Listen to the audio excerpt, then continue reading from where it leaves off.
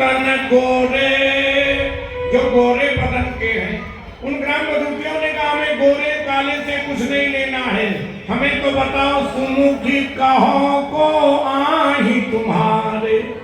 सीता जी ने कहा सुनो, नाम लखन, इनका नाम लक्ष्मण है और मेरे छोटे देवर हैं। अच्छा देखो कैसी बढ़िया परिचय, ये छोटे देवर हैं तो बड़े देवर भी हैं, भरत जी आदि ये छोटे देवर हैं। अच्छा जब राम जी का, जब लक्ष्मण जी छोटे देवर हैं तो अब राम जी का परिचय हो गया नहीं हो गया, लेकिन उनकी जिज्ञासा शांत नहीं हुई। उन्होंने फिर देखा अगर ये छोटे देवर हैं तो ये क्या है। अब जरा सावधानी देखना, सीता जी की बहुरी बदन विधि अंचल ढांकी, बहुरी बदन विधि अंचल ढांकी, नियतन चितय भोह करिबाकी, नियतन चितय भोह करिबाकी।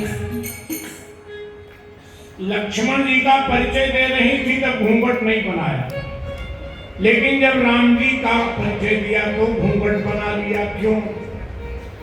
जब परमात्मा से पर्दा होता है तो संसार दिखाई देता है, और जब संसार से पर्दा होगा तो भगवान सीता जी ने इसलिए आवरण बना दिया। अपने खुद ही का पर्दा है दीदार के लिए, अपने खुद ही का पर्दा है दीदार के लिए, वरना कोई नकाब नहीं यार की, वरना कोई। और एक और सुनो, इधर चिलमन से ये ढांके, उधर चिलमन से वो ढांके, इधर चिलमन से ये ढांके, उधर चिलमन से वह ढांके, और लगा दो आग चिलमन को न ये ढांके ना। जब पर्दा बना दिया तो सीता जी ने इशारे से बताया। वाणी, परमात्मा वाणी का विषय नहीं है, परमात्मा को जानना है तो वैराग्य भक्ति के इशारे से जाने। सीता जी ने बहुरी बदन विधि अंचल ढांकी, बहुरी बदन विधि अंचल ढांकी, बदन विधि अंचल ढांकी, बहुरी बदन विधि अंचल ढांकी। आंचल से घूंघट बनाया, और जानते हो निज पति कहो कि नहीं सिय सैन, इशारा किया। खंजन मंजु तिरीछे में, एक खंजन नाम का पक्षी होता, बहुत जान सलग्रित खंजन आए, हमेशा नहीं अब आएगा। छोटा सा पक्षी होता है, बड़ी चपल चितवन होती है, कब हमें उसने देख लिया। सीता जी को गोस्वामी तुलसीदास जी ने देखा, बोले खंजन की तरह, खंजन मंजु तिरीछे नैनन, और निज पति कहो तिनहि सिय सैन। जब सीता जी ने इशारे से बताया ये मेरे पति देवता हैं, और जैसे बताया भई मुदित सब ग्राम बधूटी, रंकन राय रास जन लूटी। अब तो भगवान श्री राम जी कुछ देर तक खड़े रहे, उसके बाद में चल पड़े वहां से। और जब चले तो उन ग्राम बधूटियों ने कहा चलो इनके साथ चलती हूं। अरे बोले इनके साथ कैसे, हमारी लोग टीका करेंगे। क्यों?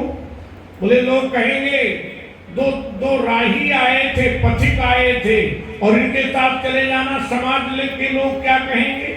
कवितावली रामायण में गोस्वामी जी ने कहा ये कहे चल देखिए जाए, और जहां सजनी रजनी नहीं है। रात्रि तो तम प्रधान है, अंधेरा हो जाएगा। ये विद्युतीकरण तो हुआ नहीं था, ये फ्लड लाइट, मर्करी लाइट, ये सब लाइट वाइट तो थी नहीं, अंधेरा हो जाएगा। अंधेरे में इनको कैसे देख लोगी। एक कहे चल देखिए जाए, जहां सजनी रजनी गई है। तो बोले रात में तो दिखेंगे नहीं। दूसरी देवी ने कहा सुख पई है, कान सुने बतियां, कछुआ पस में ये तो कही है। बोले दुनिया क्या कहेगी। तीसरी देवी ने कहा सुनो, जो भगवान के पीछे चलता है, भक्ति के पीछे चलता है, उसकी तो लोग बहुत टीकाएं करते हैं। एक दिन चंदन बड़ा सा माथे पर लगाकर निकल जाओ और देखो ना मार्केट में कितनी लोग आ रहे, देखो ये भगत बना फिरता है, क्या चंदन लगाया है। एक आदमी से हमने कहा भैया मंदिर उसने कहा हम पाप ही नहीं करते। देखो, माने इनडायरेक्ट वो कह रहे हैं, जो जा रहे हैं वो बोले हम पाप ही नहीं कर रहे। दुनिया वाले तो कहते हैं कहिए जग पहुंच न सोच कछु, फल जीवन करया पुन लहिए। लेकिन बेचारी लोक लज्जा समाज के कारण संकोच करने लगी। तो राम जी ने कहा सुनो, तुम्हें कहीं जाने की जरूरत नहीं, हम तुम्हारे हृदय में प्रकट हो जाते हैं। तुलसी अति प्रेम लगी पुलकै लख राम सिए को हिये नहीं है। देखा तो श्री सीताराम जी हृदय में विराजमान हो गए। सुतीक्षण ऋषि ने जब समाधि लगाई तो राम जी जगा रहे थे, जगे ही नहीं, पहले उछल कूद कर रहे थे। तो राम जी ने कहा पहले ही बढ़िया थे। अरे उछल कूद में कुछ, एक आदमी के दांत में दर्द हो रहा, डेंटिस्ट डॉक्टर दांत वाले के पास गया, बोले डॉक्टर साहब मरा जा रहा हूं, बड़ी पीड़ा है दांत में बहुत। तो डॉक्टर ने कहा तुम नशा करते हो? बोले कर लेते हैं। उसने कंपाउंडर से कहा इनको नशा कुछ पिलाओ कुछ खिलाओ। और जब उस आदमी में नशा आया ना जब, तो अपनी बड़ी बड़ी मूंछों को ताव देने लगा।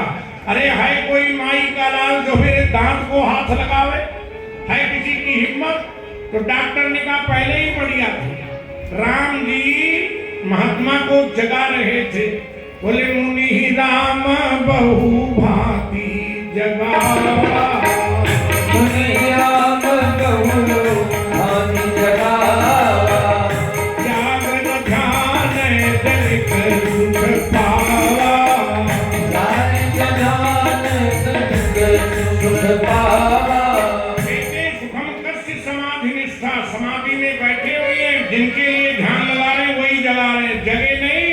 तो भूप रूप तब राम दुरावा, और हृदय चतुर्भुज रूप दिखावा। जो अंदर स्वरूप में झांकी कर रहे थे वो बाहर दिखने लगा। और ये ग्राम बधूटियां जो बाहर दिख रही थी, देख रही थी, राम जी के दर्शन कर रही थी, वो अंदर दिखने लगे। जैसे राम जी अंदर दिखने लगे, सबकी भाव समाधि लग गई। यही कथा की फलश्रुति है। और अब तो समय की मर्यादा में, समय का उपासक हूँ, समय से जरा भी आगे पीछे होना मेरे स्वभाव में नहीं है, समय हो गया है। और आज तो हमारे विद्वता के आपके बड़े चिरपरिचित, हमसे बहुत बार हमारे भैया अपने शर्मा जी ने बताया, और आज हम लोग उनके पावन मंगल दर्शन कर रहे हैं। विद्वता के सशक्त हस्ताक्षर श्रद्धेय श्री आचार्य प्रवर विराजमान है। उनके वाणी का प्रसाद भी थोड़ा सा हम लोग जरूर, ये तो अब आगे